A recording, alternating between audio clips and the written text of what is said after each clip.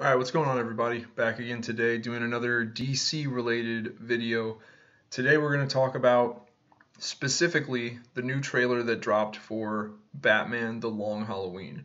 Batman: The Long Halloween is probably my favorite Batman story of all time, even though it's just Batman. It's just Batman in Gotham City fighting crime, dealing with organized crime, as well as the beginnings of the Gotham City supervillains that we all know. The Joker's in it. A number of other main Batman villains are in it. It was heavily used as inspiration for The Dark Knight and Christopher Nolan's Dark Knight trilogy, a lot of aspects of it, specifically just the movie The Dark Knight.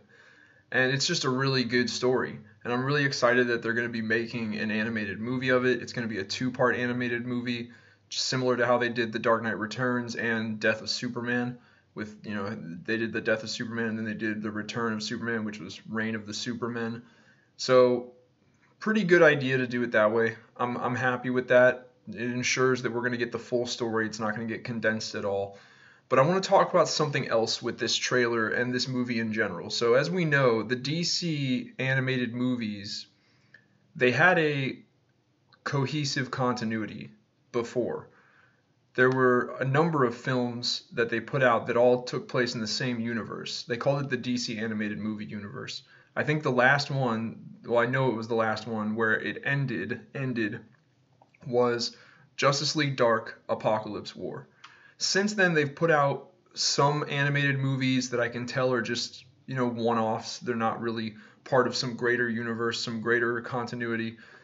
But there have been two already, and Batman: The Long Halloween will be the third one, that all share a similar animation style and art style.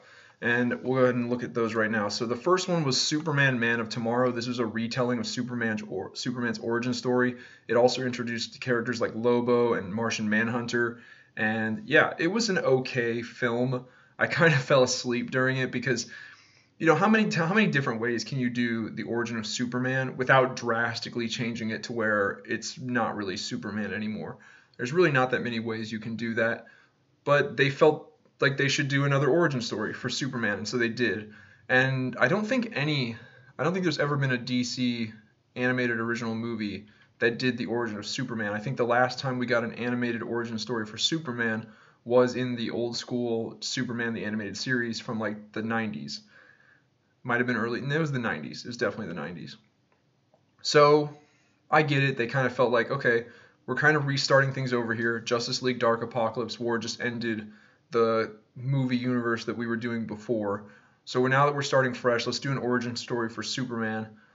What's weird though is that there's another movie that's coming out. It's also not out yet. It's coming out in like a week or so, which is Justice Society of America World War II.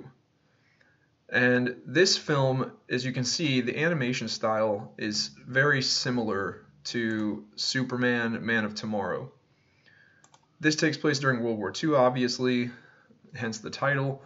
And the whole plot of this story is Flash travels back in time and meets the Justice Society of America during World War II. What's weird about it is, well, I guess it's not that weird, but Wonder Woman and Aquaman are both there, and they're members of the Justice Society of America. But there's no Superman or Batman yet. Now, if we take a look at the Batman: The Long Halloween trailer, and I'm going to want to discuss this trailer thoroughly, so just to make sure everyone knows what I'm talking about, let's go ahead and watch the trailer. You'll see that it also shares the same animation.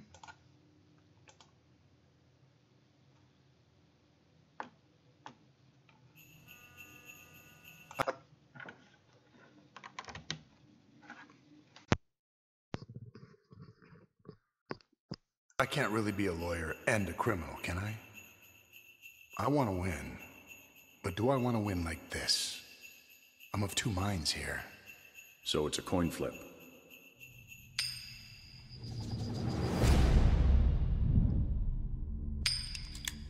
Johnny Vitti was murdered tonight. The Falcone crime family has to be taken down. There's only room for one homicidal maniac in this town.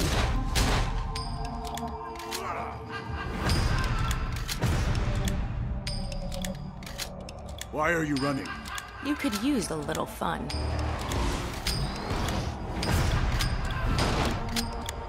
I thought you didn't hurt people! You thought wrong. You still haven't figured out who killed Johnny Vitti? A killer who only works on holidays. There's lots of crazy out there.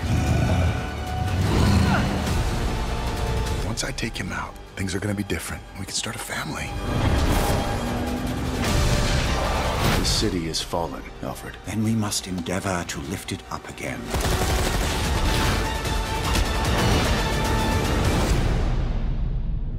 Who is Holiday? And who's next?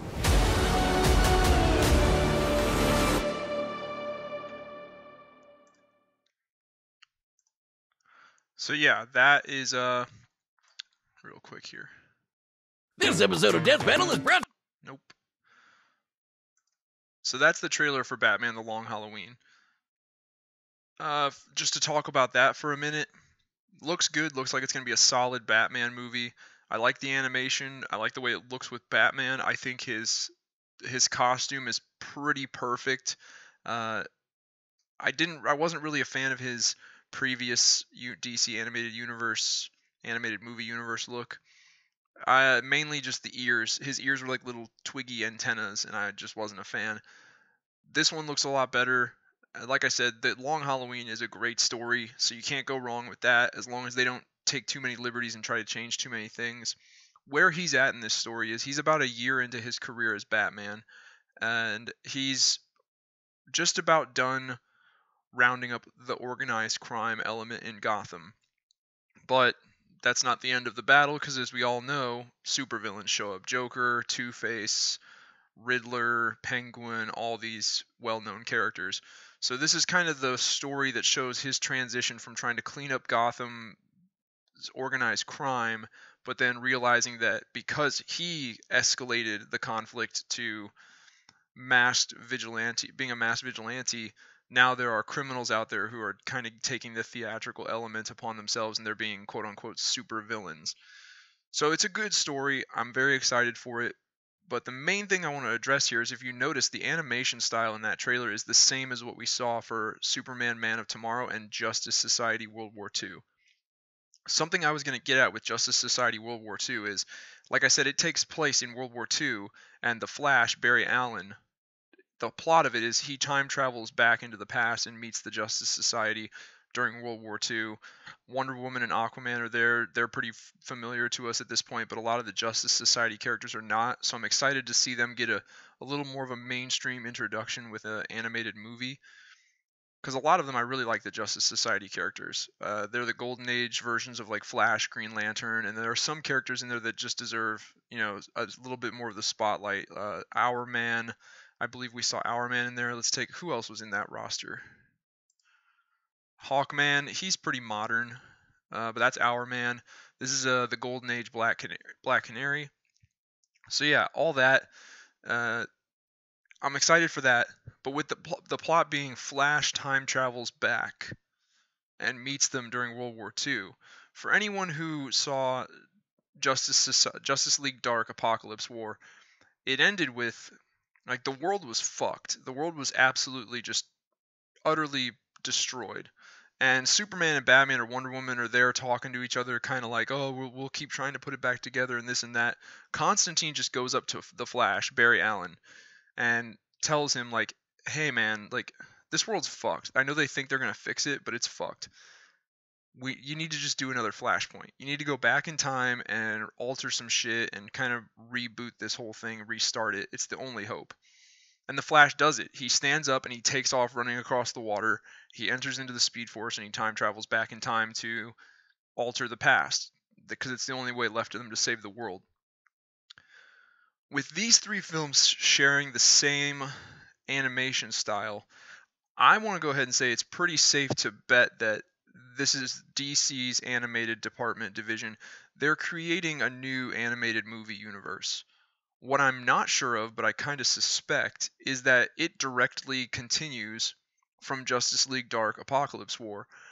I kind of have a feeling that the Flash in Justice Society World War II, it'll be Barry Allen, and he will be running into the past, into World War II with the Justice Society, but he'll be coming from that really screwed up future from Apocalypse War. At least that's my hope, because I don't know, like, and I hope they, whether that is the case or it's not, I can already kind of tell that they're building another movie universe, animated movie universe, and I'm excited for that. I hope this one has a little bit more longevity in mind. I hope they intend to keep it around a lot longer. I think back when the DC animated movie universe was just starting, they were kind of just like, yeah, let's just take the best stories from the New 52 and adapt them. Like, yeah, they're going to kind of connect and make sense because they're from, like, we're doing adaptations from stories that connect and make sense. But it wasn't like they weren't doing it with the same mindset as like Marvel did their MCU. But it got to that point. Eventually, there were enough films in that DC animated movie universe to where people kind of looked at it as like, this is DC's version of the MCU. It's just they did it animated. And I feel like that got the DC animators thinking, well, hey, I mean, like, if we're going to do that, if we're going to really do a movie universe, animated movie universe, I'd like to start it that way from the beginning with that in mind and go from the get, like, with that mindset from the get-go.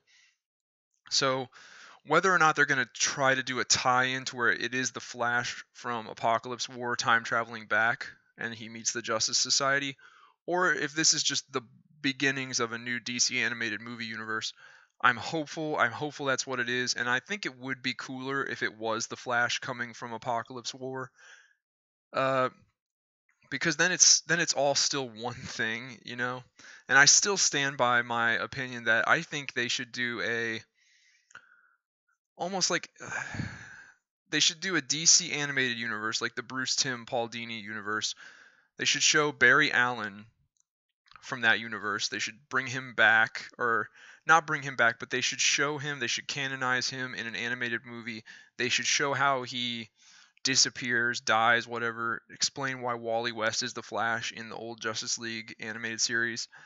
And then I would love to see the DC animators do a Final Crisis movie adaptation, and do it in a way to where, like, you could because in Justice League Unlimited, it ends with Lex Luthor shows up, he supposedly gives the anti-life equation to Darkseid, and they disappear. Final Crisis is all about Darkseid having the anti-life equation, and he kind of conquers Earth. So I think there's a way they could kind of like tweak it a little bit. As long as they just did something to introduce Barry Allen beforehand, they could then do a Final Crisis film adaptation with a little bit of tweaking, and it could sort of, in a spiritual sense, kind of serve to bridge the gap between the old DC animated universe and the newer DC animated movie universe. And then if I'm right about the Flash, you know, in Justice Society World War II, it's the same one coming from Apocalypse War, then it would just be one big streamlined animated universe. I think that would be cool. I gotta say though, like, with this stuff, it's the same thing I have the problem with the comics.